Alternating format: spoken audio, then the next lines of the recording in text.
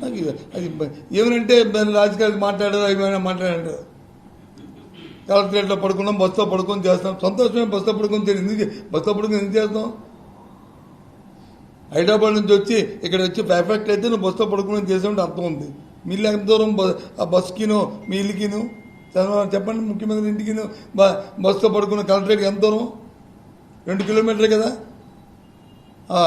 వారదే కదా అడ్డు, ఇంకేమైనా ఉందా? ఇక్కడున్న ఒకటి అక్కడ ఉన్న ఒకటి. అక్కడ ఎందుకు ఉండలేదు? అది మునిగిపోయింది కాబట్టి, అది ముంపైపోయింది కాబట్టి. ముంపైపోతుందని ఎప్పుడు చెప్పాము మేము? 2019లో ఈ నదీ పరిహార ప్రాంతంలో ఇదంతా కూడా ఫ్లడ్స్ వస్తే ముంపైపోతాయి, ఈ ప్రాంతంలో ఉండడానికి వీలు లేదు అని చెప్పి ప్రత్యక్షంగా నేను వెళ్ళాను. ప్రత్యక్షంగా చంద్రబాబు ఉంటున్న నివాస ప్రాంతానికి వెళ్ళి ఇన్స్పెక్ట్ చేశాను. ఆ పక్కనున్న ఆ గెస్ట్ హౌస్ మా ఎంపీ గారి తాలూకా ఎక్స్ఎంపీ గారి తాలూకా భవనం ఉంటే దానికి వెళ్ళాను. దాని పక్కన ఉన్న ఒక మఠం ఉంటే ఆ మఠానికి వెళ్ళాను. ఆ పక్కనున్న ఒక రాజుగారి తాలూకా ఏది ఆశ్రమ వైద్యాలు ఉంటే దానికి వెళ్ళాను.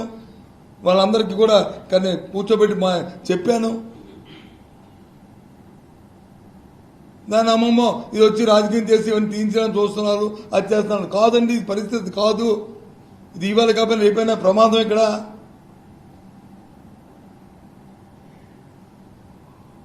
అని చెప్పని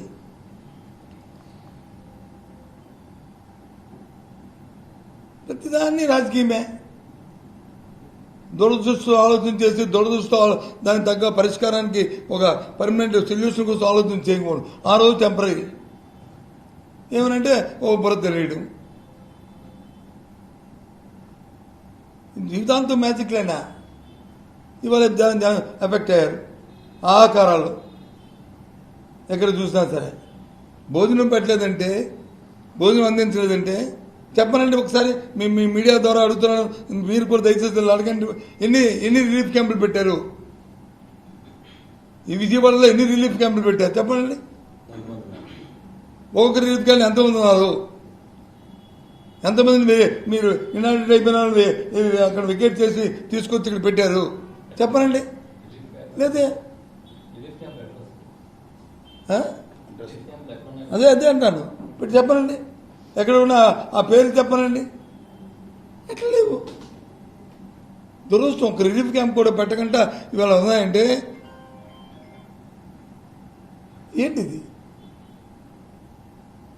ముందుగా మనం చూసుకొని ఎక్కడెక్కడైతే మరి లోతట్టు ప్రాంతాలు ఉన్నాయో, ఎక్కడైతే ముంపుకు గురవుతున్న ప్రాంతాలు వస్తున్నాయో, ఆ ప్రాంతంలో ఎక్కడైతే అప్లాంట్స్ ఉన్నాయో, పక్కా బిల్డింగ్లు ఎక్కడైతే ఉన్నాయో ఆ ప్రదేశాలకు వాళ్ళందరినీ వికెట్ చేయించి అక్కడ పెట్టించి ఆ తర్వాత వాటర్ ఇనాట్ అయిన తర్వాత మళ్ళీ తీసుకొచ్చి వాళ్ళని అక్కడ చేర్చడం అనేది ఆనవాయితీకి వస్తున్న ప్రోటోకాల్.